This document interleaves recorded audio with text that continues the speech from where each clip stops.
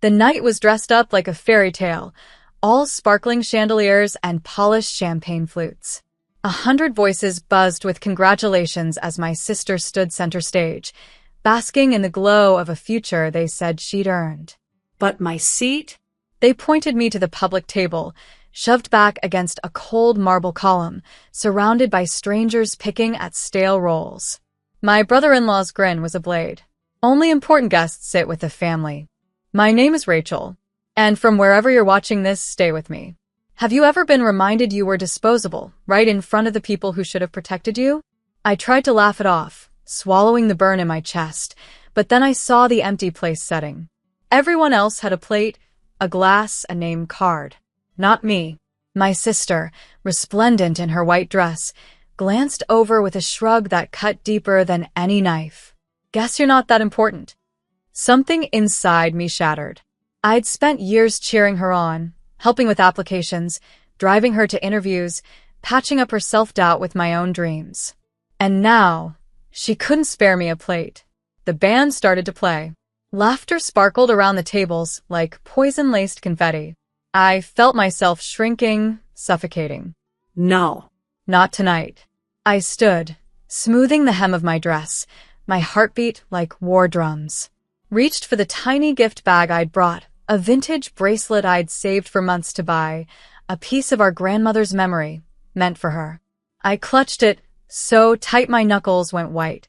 Then I stepped forward, loud enough for everyone to hear, voice steady as a blade. Then I'm leaving. The music stuttered, a record scratch across the perfect scene. Glasses paused mid-toast.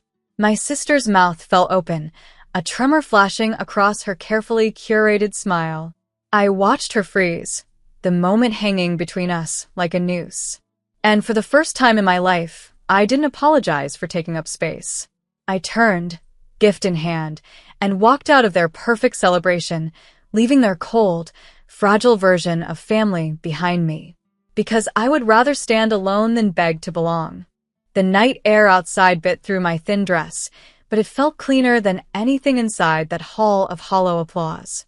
I clutched the velvet gift bag, breathing like I'd just clawed my way out of a cage. Behind me, the doors swung shut, swallowing the violin music, the empty chatter, the smug faces who had decided I wasn't worthy of a plate. I kept walking. My heels echoed across the pavement like a war cry, each step a promise that I would not crawl for scraps of love ever again. I reached the parking lot, tears threatening to spill, but I forced them back. No. Not tonight. There would be no tears for people who left me hungry at their celebration. My phone buzzed in my purse. A message from my sister. Where did you go? You're embarrassing me. My laugh felt jagged, almost savage. Embarrassing you? I typed back. You made sure I wasn't even fed. Enjoy your night. No reply came. I stared at that gift bag, the vintage bracelet I'd once imagined she'd wear on her wedding day, something from our grandmother's heart. The only thing in that place that still held any love. My fingers curled tight around it, like a lifeline. Then headlights swept across me. A sleek black sedan rolled up, windows sliding down. My cousin Mark, who'd seen the whole disaster from the corner of the family table, leaned out. Rachel, he called, eyes soft. Get in? You shouldn't walk away from them alone. I hesitated, but his face was kind, honest. I slid into the passenger seat, air warm against my frozen skin. He didn't ask me what happened, he'd seen enough. He just drove, calm and quiet, letting the city lights blur past like a mercy. You okay? He finally asked. I met his eyes, breathing steady now. Yeah, I answered, voice flat but clean. I'm done with begging to belong. He nodded, respect gleaming where pity might have been. We pulled away from their glittering, shallow party, leaving behind the table where they'd decided I was unworthy. And for the first time in my life, I felt like I had chosen myself, like I had saved something sacred they could never steal again. Mark drove with steady hands, the soft hum of the engine filling the silence like a blanket. The city rolled past, neon lights flickering against rain-washed asphalt, painting the world in bruised colors. I held that tiny gift bag in my lap, the weight of it somehow heavier than anything I'd ever carried. My grandmother's bracelet, all the memory, the love, the hope, they'd left it to me to protect. And now I wondered how I'd ever thought to hand it to a sister who couldn't spare me a plate. Mark's voice broke through my thoughts, low and calm. "Where do you want to go?" I swallowed, a lump rising in my throat. "Home." He nodded without question. As the car curved through side streets, I stared out the window, replaying every look, every smug laugh, every cold shrug of my sister's shoulders. "Guess you're not that important." Those words sliced through me even now. I squeezed my fists, nails digging crescents into my palms, refusing to cry. "Not tonight." When we pulled up to my apartment, Mark parked and turned to me. "You know," he said, his tone almost gentle, "you don't deserve the way they treat you." I looked at him, something hot and angry flashing in my chest. "They've treated me like this since we were kids," I admitted. "Like a spare part. Like background noise." He frowned. "Then maybe it's time they learn you're not background anymore." The words landed like a match on dry kindling. I nodded, slow, feeling a spark catch fire inside me. I climbed out, the night air biting my cheeks, but I felt invincible somehow, raw, sure, unstoppable. Inside my apartment, I set the bracelet down on my dresser. I stood over it, breathing, letting its quiet beauty remind me who I was before they taught me to shrink. The next morning, my phone buzzed with a new message. "Can you come back?" My sister's name glared at me from the screen. I read it calm. Then I placed my phone face down, refusing to answer. Because for once, she could sit in her discomfort. For once, she could wonder where I'd gone, what she'd broken, what she'd lost. And I would let her wait. The sun rose sharp the next morning, slicing through my blinds, catching on the bracelet like a spotlight. I sat on the edge of my bed, phone buzzing every few minutes with new messages. "Come back, Rachel. Don't make this about you. You ruined everything." I read them in silence, my face carved from stone. Make this about me? They had made sure there was nothing for me at all. No seat, no plate, no place. I let the phone buzz until it went quiet, battery dying the way their excuses always would. A knock on my apartment door startled me, breaking through the heavy hush. I opened it to find Mark again, holding 2 paper coffee cups. His smile was warm, human. "You sleep?" he asked. "Barely," I confessed. He held out the coffee, like a peace offering. "Then let's go fix that." I took the cup, letting the bitter warmth steady my shaking hands. Mark leaned against the doorframe, studying me. "They're never going to change, you know," he said quietly. "People like that only learn when you stop letting them hurt you." I closed my eyes, letting his words settle. "Then I'll stop," I said, surprising myself with how calm it sounded. He nodded. Good. "You deserve to take up space." We left the apartment, walking down quiet streets, the city just beginning to wake. Every step felt like peeling away an old scab, raw but healing. I thought about the bracelet, about how it was supposed to be hers. No. It was ours, from a grandmother who had taught me love didn't come with conditions. I decided then I'd keep it, a promise to my younger self that I was worthy of something precious, something untarnished by their cruelty. Mark dropped me back later, squeezing my shoulder before he left. "Call me if they bother you," he said. "Family or not, you don't have to take their poison." I nodded, grateful, tears stinging but refusing to fall. Because I was done being their doormat. They had invited me to their table just to humiliate me, and now I would never sit at their table again. They could choke on their own pride, for all I cared. Because this was the first day I chose myself, and I would never let them take that from me again. Days passed, each one carving away a little more of the ache until only something stronger remained. I went back to work, back to living, letting the routine stitch me together. No calls from them. No more desperate messages. Silence. It was almost peaceful. I wore the bracelet one morning, letting its weight remind me who I was, who I had always been, someone who showed up, even when no one saved her a seat. That afternoon, I stepped out for coffee, sunlight catching in the gold links on my wrist. The cafe was buzzing, tables packed, and I waited in line with an ease I'd never known before. Then a voice behind me, too familiar, too sharp. Rachel. I turned slowly. My sister stood there, her graduation sash draped over her shoulder like a trophy. But the shine was gone from her face, replaced by something tight and desperate. "I've been trying to reach you," she said, brittle as glass. I raised a brow. "I saw." She fidgeted, eyes darting around as if searching for sympathy. "Look, that night, it wasn't personal. There just wasn't space." I felt something in me laugh, dark and clean. "No space," I echoed. "At your family table."